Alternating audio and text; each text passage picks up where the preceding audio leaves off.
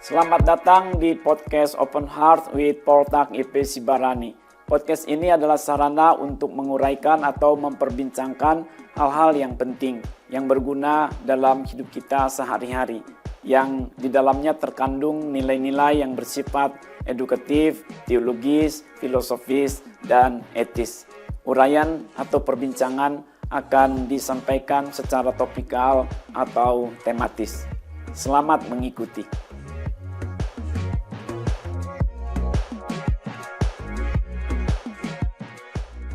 Tema yang akan saya uraikan pada edisi ini adalah bersukacita senantiasa dalam Tuhan. Bersukacita senantiasa dalam Tuhan. Satu tema yang sudah umum diperbincangkan. Satu tema yang sudah lazim diperdengarkan. Tetapi tetap relevan, tetap penting untuk kita renungkan. Bersukacita senantiasa dalam Tuhan. Terdiri dari 3 kata ya. Bersukacita senantiasa dalam Tuhan. Bersukacita. Bersukacita itu pengertian umumnya adalah ya rasa gembira ada di dalamnya. Perasaan senang ada di dalamnya. Namun bukan sekadar bergembira begitu saja. Bukan sekadar senang begitu saja. Apalagi bukan jadi senang-senang belaka begitu. Bersukacita adalah dia memiliki suasana hati yang baik. Dia dapat kendalikan dirinya. Apapun yang terjadi, dia ya tetap bersukacita berarti tidak ada sungut-sungut di dalamnya. Tidak bermuram durja, kata lainnya. Tidak bermurung terus-menerus. Itu adalah bersukacita. Suasana hatinya baik. Walaupun suasana yang lain sedang tidak baik. Bersukacita. Lalu senantiasa ya kita dapat bagi menjadi di segala tema atau topik, di segala tempat, juga di segala tempo, di segala tema atau topik. Ya tadi itu, apapun yang terjadi ya, sehat maupun sakit, makmur maupun miskin, berkelimpahan maupun berkekurangan, dipuja orang maupun dihujat orang, gagal ataupun sukses. Apa yang dialami? Topik-topik apa yang sedang muncul? Kesakitan, kesusahan, ya keberhasilan, kesuksesan, kekayaan, hal-hal apapun.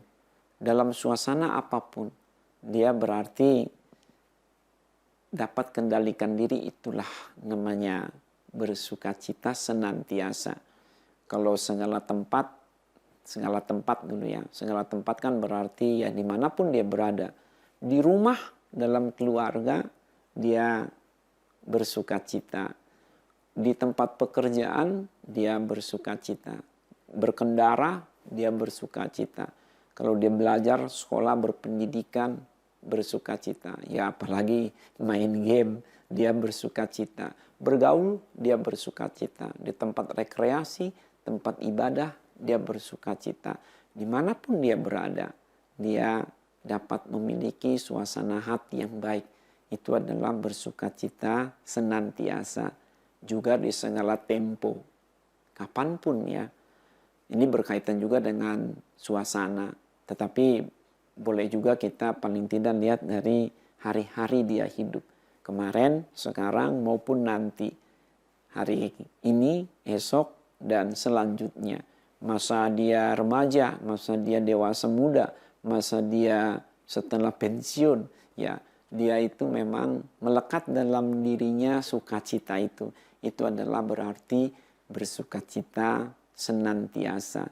Bersukacita dalam pernikahan, bersukacita dalam pelayanan, bersukacita dalam pekerjaan, bersukacita dalam keadaan apapun, bersukacita senantiasa di dalam Tuhan atau dalam Tuhan. Nah, ini ada pembatasnya, ada koridornya.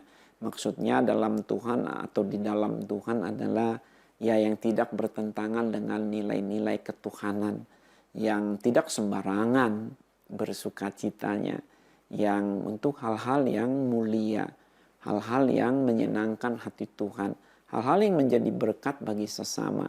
Karena kan antara menyenangkan Tuhan dengan menjadi berkat bagi sesama itu harus satu paket kan bagi umat Tuhan. Love God, love people. Mengasihi Tuhan, mengasihi sesama.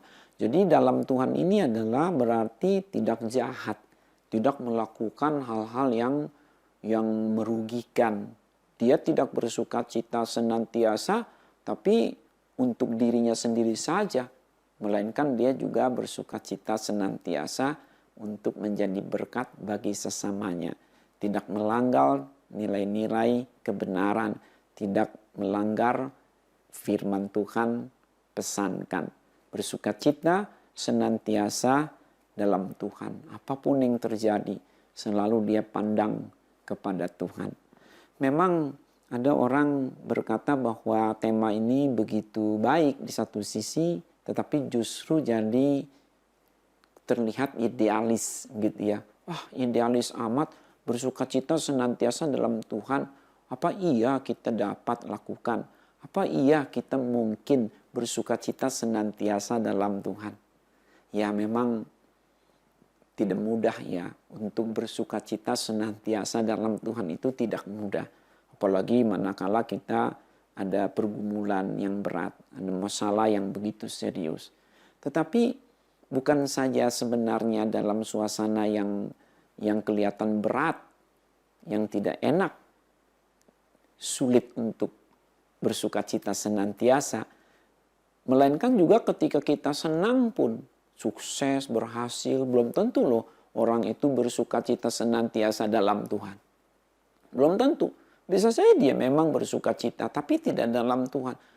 Kan tadi dikatakan ada koridornya, ada batasannya, ada ukuran takarannya.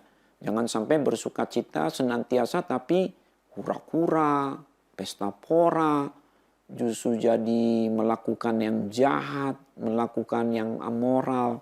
Itu kan berarti tidak bersuka cita dalam Tuhan. Jadi memang ya tidak mudah untuk menjadi pribadi yang bersuka cita senantiasa dalam Tuhan. Tapi itulah tantangannya. Kalau ditanya, dapatkah kita menjadi pribadi yang bersuka cita senantiasa dalam Tuhan? Kita harus berkata, dapat. Mungkinkah kita dapat menjadi orang yang bersuka cita senantiasa dalam Tuhan? Kita harus jawab, mungkin. Karena kita punya keyakinan disertai dengan doa, disertai dengan perjuangan. Lalu apa sebenarnya makna atau nilai yang terkandung di dalam tema ini? Di dalam bersuka cita senantiasa dalam Tuhan ini. Mengapa kita diajak untuk bersuka cita senantiasa dalam Tuhan? Apa faedahnya? Apa tujuannya? Hal-hal apa yang akan kita dapatkan atau demi apa kita bersuka cita senantiasa dalam Tuhan? Ya, sebenarnya tergantung perenungan kita ya. Akan ada banyak nilai, makna, faedah, manfaat, tujuan yang dapat dicapai yang baik-baik, yang mulia dari tema ini. Dari bersuka cita dalam Tuhan senantiasa. Bersuka cita senantiasa dalam Tuhan ini. Khususnya oleh saya menemukan paling tidak 5 tujuan. 5 tujuan dari kita bersuka cita senantiasa dalam Tuhan. Mula-mula demi kesehatan kita. Berikutnya demi kesaksian kita. Lalu demi keberhasilan kita. Kemudian demi kesalehan kita. Dan akhirnya demi kemantapan atau kemenangan kita. Makna pertama dari bersuka cita senantiasa dalam Tuhan adalah demi kesehatan kita. Demi kesehatan kita. Kalau kita senantiasa bersuka cita dalam Tuhan, kita akan sehat. Kita akan segar. Ya, sukacita itu kan suasana hati yang baik. Ini akan mempengaruhi pikiran kita. Mempengaruhi detak jantung kita. Mempengaruhi akan pernafasan kita, mempengaruhi sistem metabolisme di dalam tubuh kita, sistem pencernaan kita, gerakan tangan, gerakan semua organ tubuh. Ya, kita ada mendengar psikosomatik, satu istilah yang menggambarkan betapa manusia itu ya, setiap orang terintegrasi di dalam dirinya antara yang jasmaniah dengan yang rohania, yang psikologis dengan yang fisiologis, yang fisik, begitu.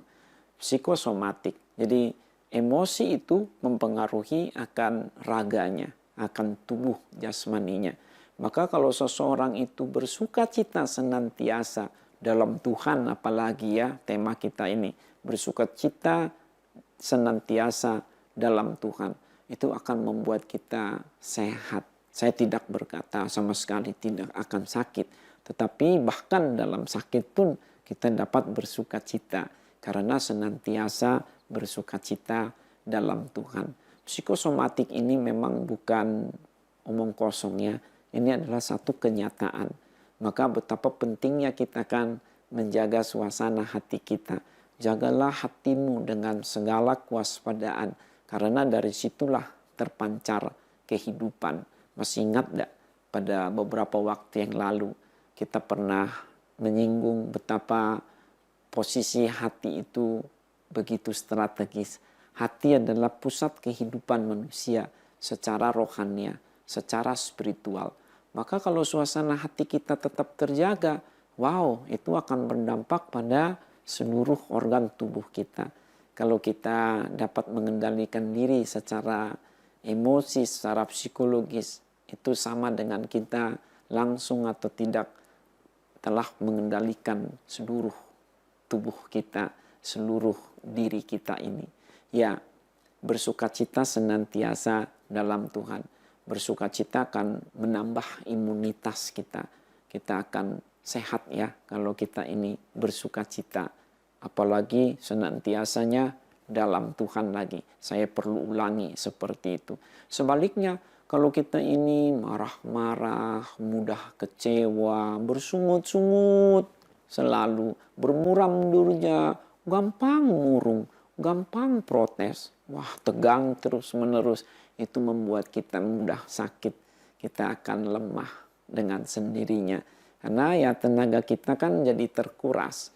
Makanya kitab Amsal pasal 24 ayat 10 berkata apa? Kitab Amsal pasal 24 ayat 10. Jika engkau tawar hati pada masa kesesakan, engkau akan melemah. Terjadi declining pada tubuhmu, pada dirimu.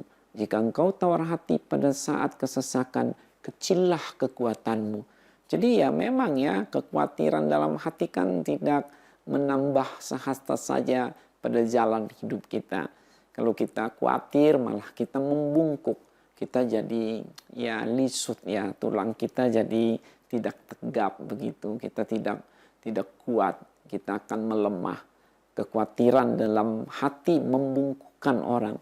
Tetapi perkataan yang baik menggembirakan dia. Jadi kita memang mesti sering-sering bersukacita, apalagi kalau kita bisa bersukacita senantiasa di dalam Tuhan. Wow, pantaslah juga dikatakan di dalam kitab Amsal pasal 17 ayat 22 itu masyhur sekali. Kitab Amsal pasal 17 ayat 22. Hati yang gembira adalah obat, tetapi semangat yang patah mengeringkan tulang. Hati yang gembira adalah obat, tetapi semangat yang patah mengeringkan tulang. Jadi jangan sampai kita karena suka marah, suka tegang, bersungut-sungut, apalagi tadi kita bermuram durja, kita mudah ya apatis dalam hidup ini, kita mudah tawar hati, itu membuat kita jadi juga lebih mudah sakit. Ya, mulailah segala sesuatu itu, cobalah segala sesuatu itu dengan senyuman ya, tersenyum gitu ya. Tersenyum saat mau tidur, tersenyum juga bangun tidur, tersenyum saat mulai beraktivitas. Mulailah segala sesuatu dengan senyuman. Bersukacita senantiasa dalam Tuhan. Jangan biarkan Apapun masalah itu membuat kita jadi sakit. Kalau bukan kita yang menjaga diri kita, siapa lagi? Ayo. Tubuh ini, seluruh diri ini sudah dipercayakan Tuhan kepada kita. Kita yang harus menjaga diri kita. Jangan sampai kita mudah sakit. Maka kita kiranya senantiasalah bersukacita di dalam Tuhan. Lalu makna berikutnya atau yang kedua dari bersukacita senantiasa dalam Tuhan adalah demi kesaksian kita. Demi kesaksian kita. Kita sebagai umat Tuhan kan dipanggil untuk menjadi saluran berkat bagi sesama. Bukan hanya hal-hal yang bersifat materia tentunya, tapi juga bersifat non-materi. Ya ini, bersukacita ini salah satu contoh yang kita dapat saksikan, bagikan kepada sesama kita. Kalau kita bersukacita senantiasa dalam Tuhan, saya yakin kita tidak akan membebani sesama kita. Kita tidak menyusahkan sesama kita. Malah kita menjadi contoh, menjadi teladan yang baik. Mereka pun akan lebih mungkin bersukacita juga seperti kita. Kita menjadi saksi, menjadi orang yang diberkati untuk menjadi saluran berkat bagi sesama kita. Dalam hal-hal yang baik, dalam hal-hal yang benar, dalam hal-hal yang mulia. Apalagi di tengah-tengah zaman yang sekarang ini betul-betul banyak masalah, banyak pergumulan yang berat-berat. Manusia, orang-orang di sekitar kita, ya termasuk juga kita, penuh dengan rutinitas, penuh dengan tekanan, penuh dengan sakit penyakit, penuh dengan masalah perekonomian, masalah pergaulan, masalah dalam rumah tangga.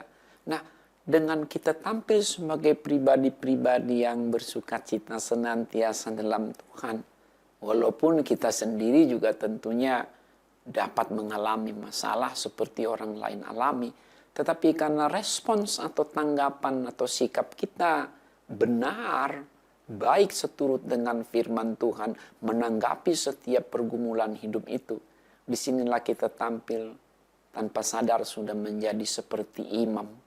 Kita menjadi guru, menjadi penuntun bagi sesama kita. Kita tidak tawarkan, tetapi dengan sikap kita itu kita dilihat oleh orang. Kitalah garam dunia yang mengawetkan yang baik. Kitalah garam dunia yang memberi rasa supaya jangan tawar. Kitalah garam dunia yang mengobati yang luka. Kita juga adalah terang dunia yang menerangi, menyinari kegelapan. Dunia ini kan diibaratkan sebagai lahan yang gelap.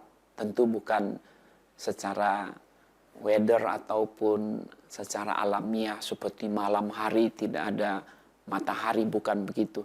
Tapi gelap di sini secara sosial spiritual, bukan secara alamiah, tetapi secara sosial spiritual. Penuh dengan hal-hal yang jahat, hal-hal yang tidak enak tadi. Tapi kalau kita tampil sebagai terang, seperti bintang-bintang yang bercahaya di tengah-tengah kegelapan dunia. Kata surat Filipi pasal 2 ayat 14 dan 15. Betapa indahnya Tuhan akan dimuliakan ketika kita anak-anaknya ini. Kita kan anak-anak Tuhan yang sudah mengenal Tuhan. Kita anak-anak Tuhan. Jadi melalui kita Bapa dipermuliakan. Hendaklah mereka sesamamu itu melihat kebaikan hatimu lalu memuliakan Bapamu yang di sorga. Surat atau Injil Matius pasal 5 ayat yang ke-16 itu. Jadi ya kalau kita ini bersukacita senantiasa dalam Tuhan, kita sudah berhasil bersaksi bahwa Tuhan sudah lebih dahulu memberkati kita. Ada di dalam kita. Apalagi ya secara doktrinal Alkitabiah kan kita ada Roh Kudus nih di dalam diri kita orang percaya kepada Tuhan. Nah itu dapat kita tunjukkan melalui sukacita itu. Karena buah roh juga kan yang paling utama atau salah satunya paling tidak adalah bersukacita. Maka kita jangan sampai gelap, redup diri kita ini. Kita harus selalu bercahaya dimanapun kita berada menjadi berkat. Jadi orang lain tuh tidak mudah putus asa, karena melihat kita juga tidak mudah putus asa. Kita menjadi orang-orang yang mengempartasikan istilahnya kasih karunia Tuhan bagi sesama kita. Makna yang ketiga dari bersukacita senantiasa dalam Tuhan adalah demi keberhasilan kita. Demi keberhasilan kita. Setiap orang di antara kita pastilah ingin berhasil, ingin sukses. Kita banyak rencana, juga keinginan, tentunya yang baik-baik untuk hal-hal yang benar. Kita ingin mencapai keberhasilan itu. Kita ingin mencapai kesuksesan.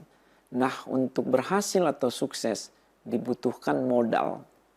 Bukan hanya modal tenaga, keahlian, maupun uang materi, tetapi juga suasana hati kita. Kalau kita ini bersukacita senantiasa, maka kita akan lebih mungkin mencapai cita-cita kita terwujud. Kan banyak tantangan di dalam kita berusaha, dalam kita bekerja, beraktivitas apapun. Nah, kalau kita ini tetap bersukacita dalam Tuhan, kita akan lebih mampu menjalaninya. Kita akan menemukan akan solusi-solusi bagi setiap persoalan kita lebih cepat. Karena orang bersukacita dalam Tuhan kan dia jadi lebih tenang, pikirannya jadi lebih jernih. Akhirnya dia mudah mendapatkan inspirasi. Apalagi kalau dia terkoneksi betul dengan Tuhan, maka dia akan mendapatkan hikmat. Sehingga dia lebih cepat mencapai tujuannya. Dia berhasil, dia sukses. Ya, hati yang berseri-seri itu kan karena dia bersukacita di dalam Tuhan. Dan hati yang berseri-seri akan terlihat juga dari wajah. Sebaliknya kalau hatinya berat, susah, ya dia tidak akan ada sukacita. Akhirnya kalaupun bisnis ataupun bergaul, orang akan lebih mungkin tidak mau mendekat.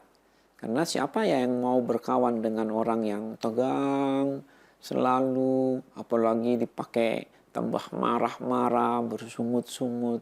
Ya, walaupun dia mungkin pintar atau ahli di bidang tertentu, tapi karena tampilannya itu tidak manis, tidak elok, maka orang juga jadi takut. Saya jadi teringat ya dengan seorang gadis di kitab Kejadian pasal 29. Bagaimana disebutkan dia adalah anak dari Bapak Laban. Sebenarnya dia adik dari seorang gadis lain. Maksudnya kakaknya. Mereka ini dua bersaudara gadis, dua di rumah bapaknya. Tapi Yakub, seorang pemuda yang adalah keponakan dari Laban ini, suatu ketika berkunjung ke sana sekaligus merantau sebenarnya. Nah, di situ dikatakan bahwa Yakub ini suka sekali kepada yang Rahel tadi namanya, wanita atau gadis pertama yang berseri-seri mukanya.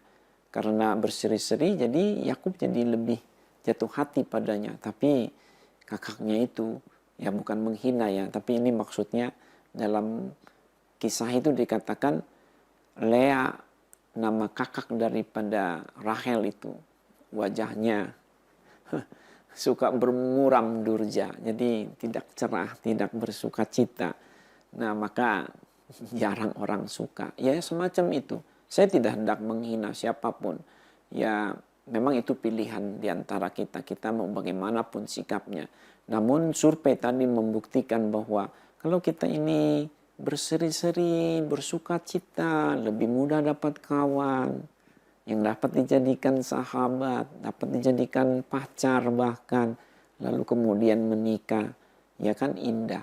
Tapi kalau kita ini bermuram durja, selalu ingat masalah ini, masalah itu, kita lupa dengan kebaikan Tuhan yang lain, atau kita salah membaca, tidak dapat merespons masalah dengan benar, karena bisa jadi atau jangan-jangan di masalah itu datang untuk membuat kita lebih dewasa kah, lebih sabar, lebih lebih bisa memahami makna kehidupan.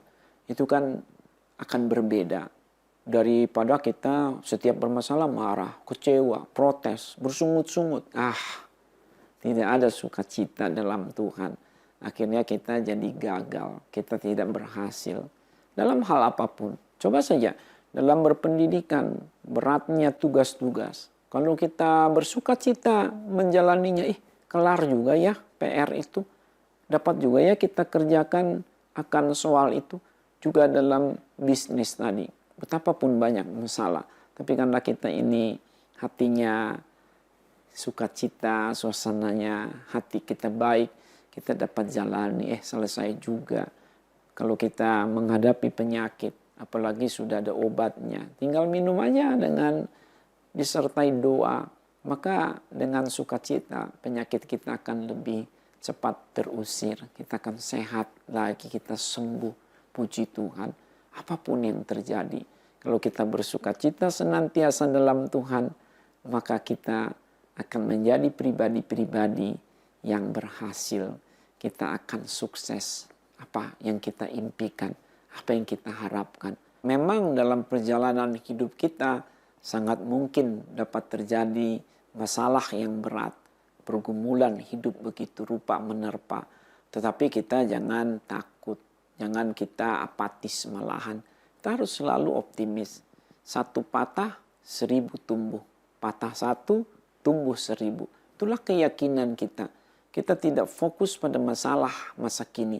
Tapi masalah masa kini kita jadikan sebagai pendorong untuk keberhasilan bagi masa depan kita. Maka ada ungkapan, don't listen to Mr. Loser, but please listen to Mr. Winner. Jangan kamu mendengar apa yang dikatakan oleh Tuan kalah itu. Tapi dengarlah selalu apa yang dikatakan oleh Tuan pemenang itu. Ya, memang berbeda suara Mr. Loser dengan suara Mr. Winner. Namun dua-dua ini kita sering dan bahkan selalu dengar, terlebih ketika kita sedang bermasalah. Kalau Mr. Loser itu akan mematahkan semangat kita, akan membuat kita jadi tidak mau melangkah lagi. Dia akan takut-takuti kita, jangan beginilah, mana mungkin, tidak bisa, ngaca dong. Selalu melemahkan kita. Tapi kalau Mr. Winner, dia menyemangatkan kita. Yes, you can, you will be. Kamu dapat, kamu akan menjadi. You are able, kamu dapat lakukan, kamu dapat raih. Ayo lompat lagi, jalan lagi, melangkah lagi. Yes, kamu akan menjadi pemenang. You are the winner, you are also the champion. Itu adalah perkataan yang baik dari Mr. Winner. Maka saya setuju sekali. Don't listen to Mr. Loser, but please listen to Mr. Winner. Makna yang keempat dari kita ini bersukacita senantiasa dalam Tuhan adalah itu demi kesalehan kita. Demi kesalehan kita. Kalau kita ini bersukacita senantiasa dalam Tuhan, maka pikiran kita jadi pikiran yang positif. Sekaligus suci, kudus. Kita tidak memikirkan hal-hal yang buruk, yang najis, yang tidak berkenan kepada Tuhan, yang tidak menjadi berkat bagi sesama. Kita tidak mementingkan diri sendiri saja, karena kita akan menjadi orang yang peduli dengan sesama. Kita akan memiliki sosialita yang tinggi. Kita akan memperhatikan orang lain di sekitar kita. Bersukacita senantiasa dalam Tuhan. Itu berarti kita akan menjadi orang-orang yang saleh. Perilaku kita menjadi baik. Filipi 4 ayat 4 dan 5. Filipi 4 ayat 4 dan 5. Bersukacitalah senantiasa dalam Tuhan. Sekali lagi kukatakan, bersukacitalah senantiasa dalam Tuhan. Hendaklah kebaikan hatimu diketahui semua orang. Tuhan sudah dekat. Jadi lewat sukacita kita yang senantiasa dalam Tuhan, itu juga diiringi dengan pola hidup kita. Bagaimana kita menjalani hidup sehari-hari, perkataan kita, perbuatan kita, pemikiran kita, perencanaan. Semuanya jadi lurus bersama dengan Tuhan. Kan di awal sekali dikatakan di dalam Tuhan itu adalah yang tidak melanggar nilai-nilai ketuhanan, yang tidak berseberangan dengan karakter Tuhan. Jadi betapa indahnya kalau kita ini bersukacita senantiasa dalam Tuhan. Kita tidak akan melakukan kejahatan. Kita akan melakukan kebaikan. Karena kita sadar betul bahwa Tuhan sudah kita bawa-bawa nih di dalam diri kita. Kita dalam murid Kristus, kita anak-anak Allah. Terus ngebawa-bawa kemanapun kita pergi. Karena itu ya ada koridornya tadi. Bersukacita dalam Tuhan berarti adalah untuk hal-hal yang baik-baik saja kita sukacitai. Sama seperti dalam karakteristik dari kasih. Menurut surat 1 Korintus pasal 13 ayat 6 berkata apa? Kasih tidak bersukacita dalam ketidakadilan, dalam ketidakbenaran, tetapi bersukacita dalam keadilan, dalam kebenaran.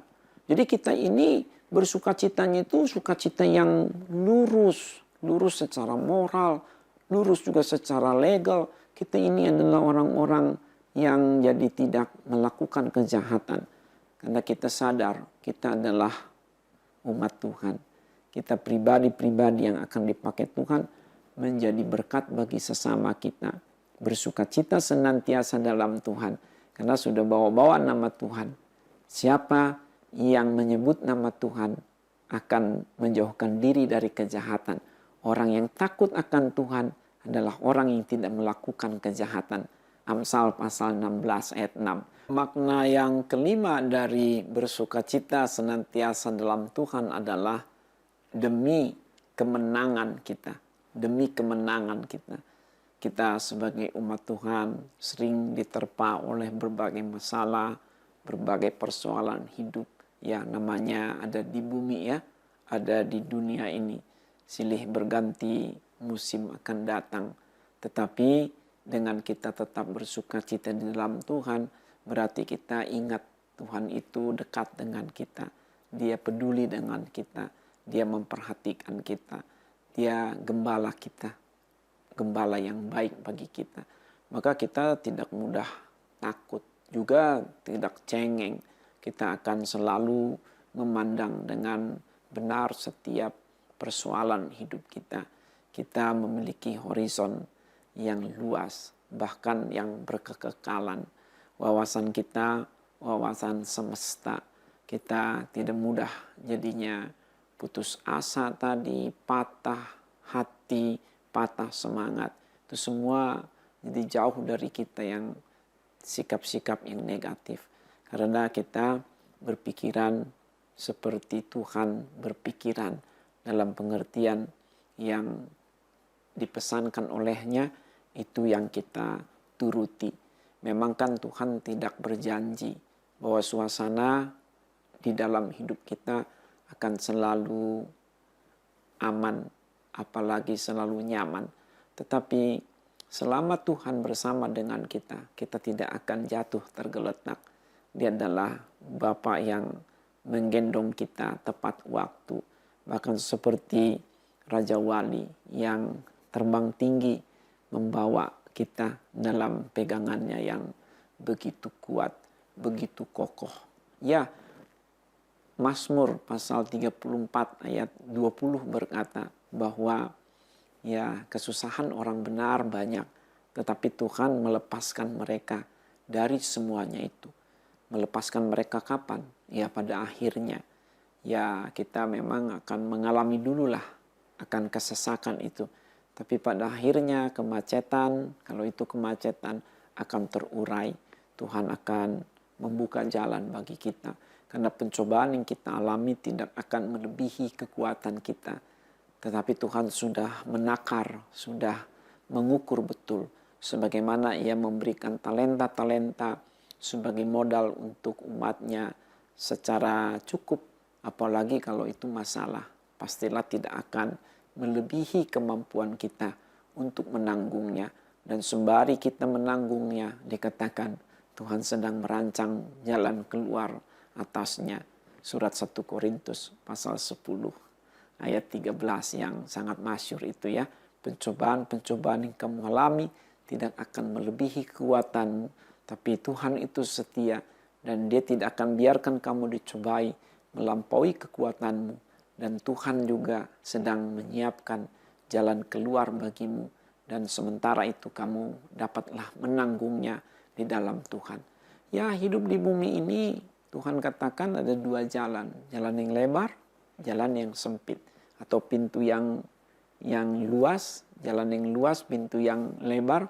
Atau jalan yang sempit, pintu yang sesak. Yang mana yang kita pilih? Ya, kita tidak boleh cengeng tadi ya.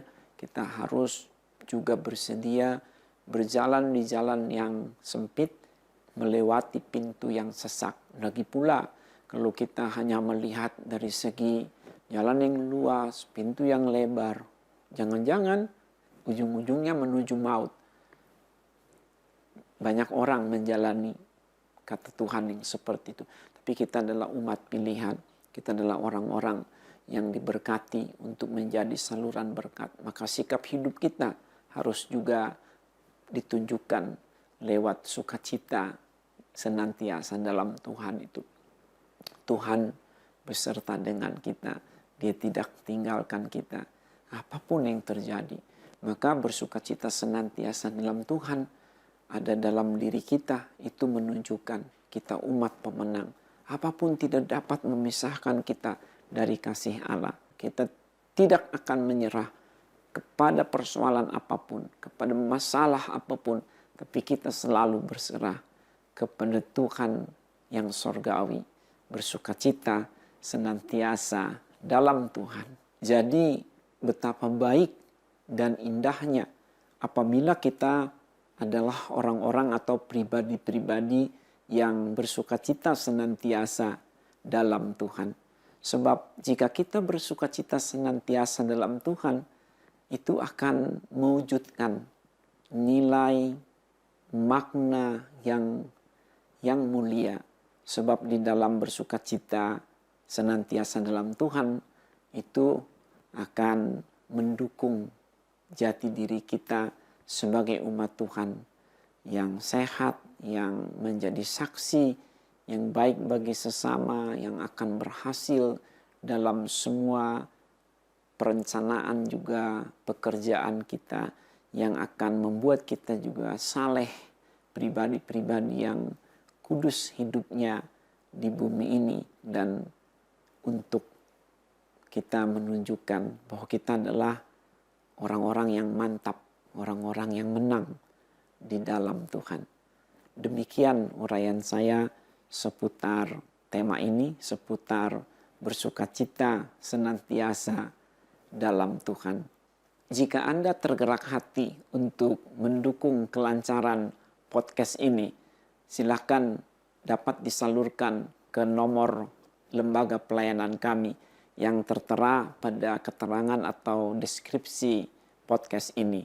Juga bila Anda ingin bekerja sama dengan kami, apakah bekerja sama dalam perbincangan di meja atau ruang podcast ini dengan topik atau tema yang Anda pilih sendiri atau ajukan, atau juga ingin memperkenalkan satu produk tertentu melalui podcast ini, silahkan hubungi kami di alamat email dan nomor kontak yang juga tercatat di deskripsi atau keterangan podcast ini. Terima kasih.